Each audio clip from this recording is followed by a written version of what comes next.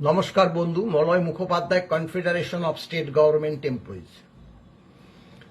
বন্ধু, কর্মচারী সমাজ সামগ্রিকভাবে সকল কর্মচারী সমাজ আজ আগামী যে সোমবার 18ই মে 2026 সেই দিকে তাকিয়ে আছে। আমরা প্রত্যেককেই বলেছি যে আপনারা নয়া সরকারের যে মুখ্যমন্ত্রী মাননীয় শুভেন্দু অধিকারীর মন্ত্রিসভার বৈঠকের পর আমাদের বেতন কমিশন বকেয়া ডিএ মামলার যে বকেয়া পাওনা সেই সম্বন্ধে কি বার্তা পরিবেশন করে সেটা কিন্তু আমাদের সকলেরই শোনা উচিত।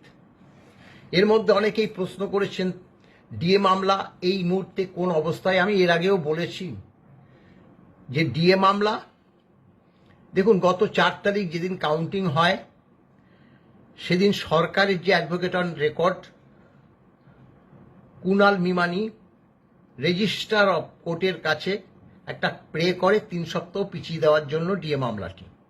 আমাদের 6 তারিখে মামলা ছিল, কিন্তু মামলাটি হয়নি। 4 তারিখের পর 6 তারিখ মামলাটি হয়নি। মামলাটি কে আমরা যে এগিয়ে এনে সেই মামলা যে কি হয় বা কি করবে না সেই ব্যাপারে আমরা কিন্তু অগ্রসর হচ্ছি না। কারণ স্বাভাবিকভাবে নয়া সরকার এসছে, নয়া সরকারের তরফ থেকেই আমরা মনে করছি 3 সপ্তাহ মামলাটি পিছিয়ে দেওয়ার কথা বলা হয়েছে। তার যে নমুনা বলা হয় বা উদাহরণ বলা হয় আগামী যে সোমবার, সেখানে কি বার্তা দেয় সেটা আমাদের কাছে অনেকটাই মূল্যবান। এখন প্রশ্ন হলো যে 7ম বেতন কমিশন এবং 5ম বেতন কমিশনের মহার্ঘ ভাতা, বকেয়া মহার্ঘ ভাতা।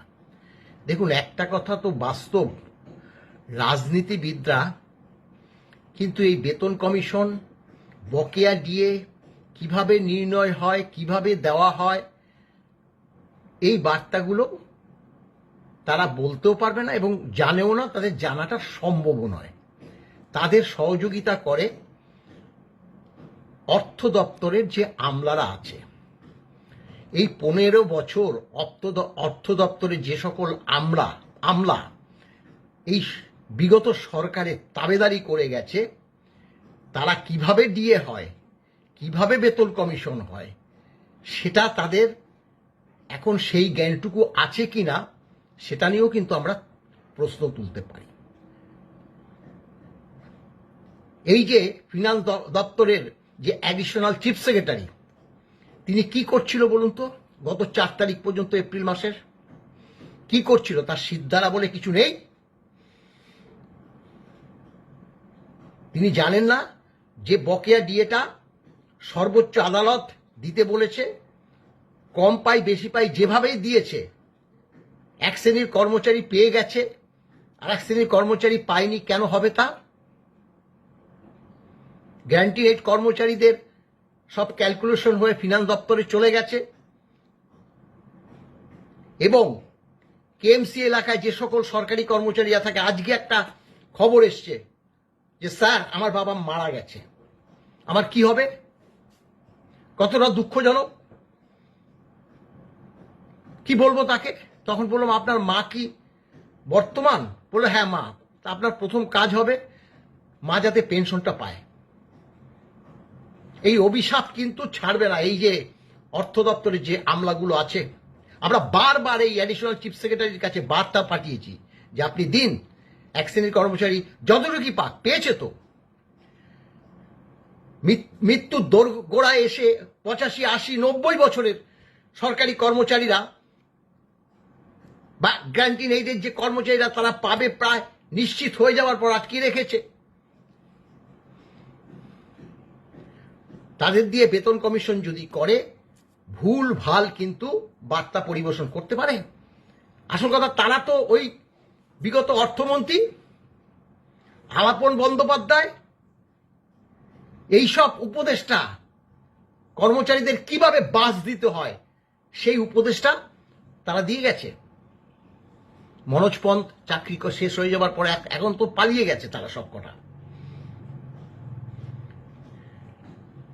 এডিশনাল চিফ স্ট্রাইকে পাঁচবার আমরা বলেছি, কেন দেবে না তারা? তারা ইচ্ছে করে এই 4 তারিখ পর্যন্ত ইচ্ছে করে ব্যাংকগুলোকে ক্যালকুলেশন করে পাঠায়নি, যার জন্য তারা আজও পায়নি। এবার তার এর মধ্যে তো নিশ্চয়ই পাওয়ার সম্ভাবনা নেই। মাননীয় শুভেন্দু অধিকারী সেদিন যে বার্তা দেবে সেই বার্তার উপরই নির্ভর করবে। আপনি দেখুন আজকে ষষ্ঠ বেতন কমিশন আমাদের চলছে, শেষ হয়ে গেছে 1/1/2026। কেন্দ্রীয় সরকারের বেতনের সঙ্গে যে ডিএ 20 কিস্তি অলরেডি 60% তারা পেয়ে হজম করে ফেলেছে। আমরা 18% ডিএ পাই। সেখানে বাজেট হলো 5ই ফেব্রুয়ারি 2026। মুখ্যমন্ত্রীর উপস্থিতিতে অর্থমন্ত্রী, বিদায়ী অর্থমন্ত্রী, এখন সবই বিদায়ী এক্স, যাই হোক বলার সময় হয়তো সেটা বেরিয়েই যাবে। বিগত দিনের অর্থমন্ত্রী 4% ডিএ ঘোষণা করলো, বললো এপ্রিল মাস থেকে। সেটা আমরা পেলাম না। আশ্চর্য ব্যাপার। বিধানসভায় বাজেট অধিবেশনে সেখানে ডিএ ঘোষণা হচ্ছে, বাজেট বইতে তা লিপিবদ্ধ হচ্ছে, সেই ডিএ আমরা পাইনি। এটাকে অপদার্থ সরকার বলবো না? বিগত সরকারটাকে অপদার্থ সরকার বলবো না? তাহলে আজকে 18% ডিএ। আমি আগেই বলেছি যে মুখ্যমন্ত্রী বা অন্যান্য রাজনৈতিক নেতাদের বেতন কমিশন, বকেয়া ডিএ, এই সবগুলো সম্পূর্ণভাবে জানা সম্ভব নয়। তারা তো রাজনীতি নিয়ে ব্যস্ত থাকে, এটা স্বাভাবিক। তাহলে আজকে 18%, এই 18% ডিএটা যতক্ষণ না 60% ডিএ হবে, সেটা মার্চ হবে। এই আমাদের ষষ্ঠ বেতন, আরেকটা কথা বলে নিই, আমাদের ষষ্ঠ বেতন কমিশন ইকুইভ্যালেন্ট সপ্তম বেতন কমিশন, কেন্দ্রীয় সরকারের সপ্তম বেতন কমিশন। তার মূল কারণ হচ্ছে 2060 সালে ফার্স্ট যখন বেতন কমিশন হবে আর কি, তখন বেতন কমিশন হয়নি।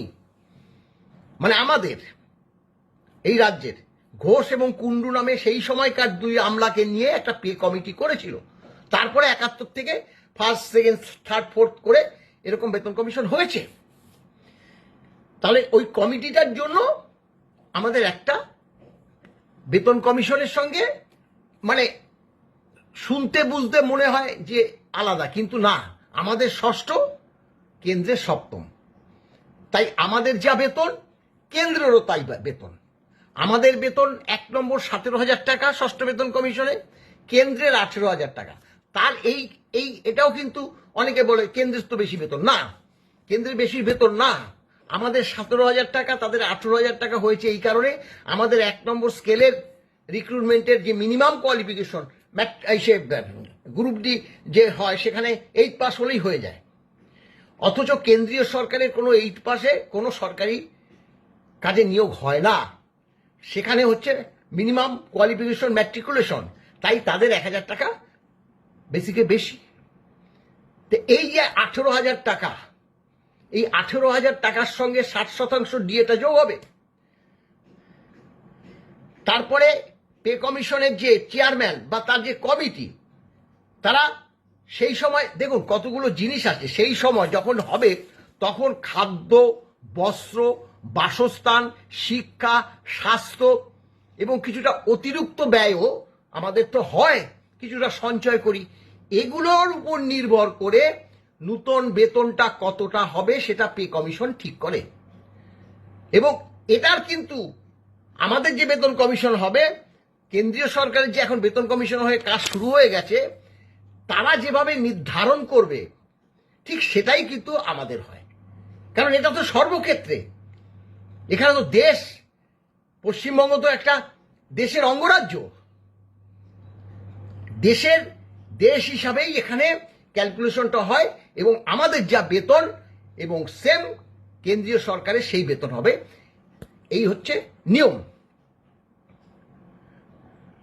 তা সেক্ষেত্রে দেখুন, এইভাবে আমাদের ষষ্ঠ থেকে সপ্তম বেতন কমিশন গঠন হবে, তারপরে সেটা আমরা হাতে পাবো। কবে পাবো সেটা তো আমি এই মুহূর্তে আমিও জানি না, কেউই জানে না। সেটা এই সরকার বলবে, বর্তমান সরকারের মাননীয় মুখ্যমন্ত্রী বলবে। আগামী সোমবার মারাত্মকভাবে ভাইটাল, আমরা সেই দিকে তাকিয়ে থাকব।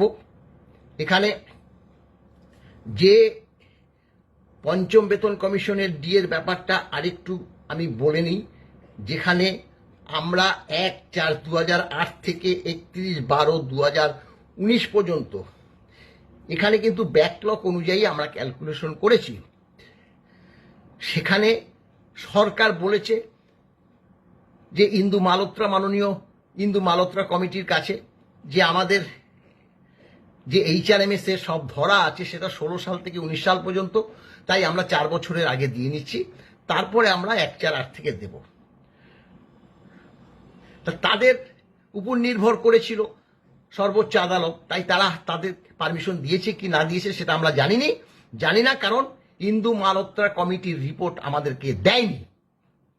ইন্দু মালহোত্রা কমিটি কেন দেয়নি, সরকার কি বলল, ওখানে কি আছে সেটা আমাদের জানার অধিকার নেই।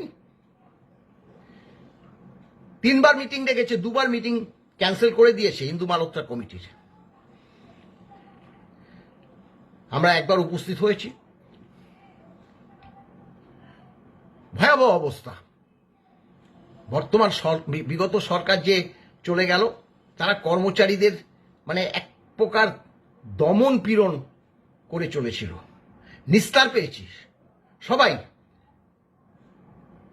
আমি যে বর্তমান যে সরকার এসছে তার নীতিগত দিক বা তার নীতি আদর্শে আমরা না চললেও তাকে অসম্মানও করছি না, তাকে যে একদম আমরা প্রচুর পয়েন্ট দিয়ে রাখছি সেটাও না।